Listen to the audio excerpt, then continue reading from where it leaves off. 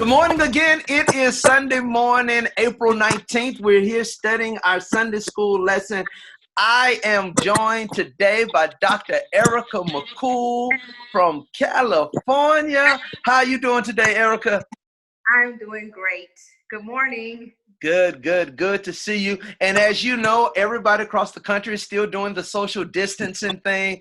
So, Erica, how y'all handling social distancing out there in LA? We are adjusting on a daily basis. It's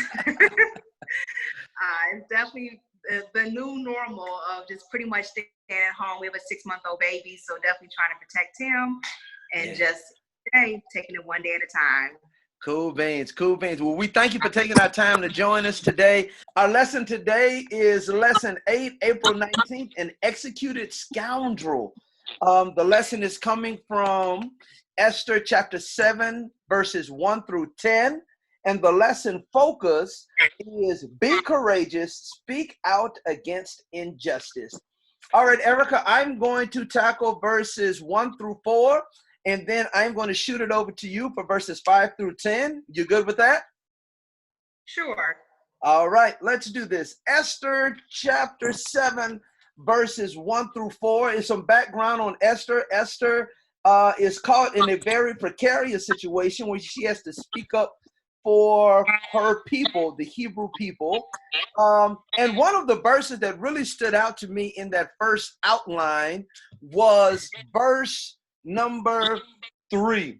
It says, then Queen Esther answered, if I have found favor with you, your majesty, and if it pleases you, grant me my life. This is my petition. And what stood out to me in that first 4 verses was the fact that if you really want to be a person who speaks out against injustice, you have to be a person of character. She says very clearly, if I have found favor with you. So she's talking to her husband, the king at this time, but she is speaking from a position of favor, that she has been favored by the king. She's been favored by God. And as Christians, I think we have to always remember, if we want to be a voice in the public eye, if we want people to take our testimony serious, our religion serious, that we have to be people of character. So that's at work, that's at home, and everywhere we go, that we should be people of character. She gained this stage, gained this platform, because she always carried herself in a positive light. So I want you to remember that whatever you do as a Christian, do it with character, and it will put you in great positions so where you can speak for those who have been wronged or speak against injustice and people take you seriously. I've spoken enough. I'm going to toss it over to you, Erica. Esther chapter 7, verses 5 through 10. What are some of the things that stuck out to you? One of the things that stuck out to me was that Queen Esther was courageous. She went on behalf of her people to the king, and she went to plead that Haman would not go through with his request to annihilate the people. And so when she goes to the king, and it says in verse 6, Esther said, an adversary, enemy, disavowed Haman. And then Haman was terrified for the king and queen. In verse 7, it says, the king got up in a rage, left his wine, went out into the palace garden. But Haman, realizing that the king had already decided his fate, stayed behind to beg Queen Esther for his life. So prior to this, Haman was feeling like, oh, they're going to have a banquet. It's going to be all about me. I can't wait to get the honor, the glory, and get all this praise. And then the whole script flipped on him. And instead of him being the honored guest, he was now going to be killed for going against the Hebrew people. So as Daniel mentioned, sometimes when we are speaking out on behalf of others, we don't know what the outcome may be, but we know that if we're doing the right thing and if God is for us, then he's going to work on our behalf. And on this situation especially, Esther was bold. She was courageous. She went before the king and she pleaded her case.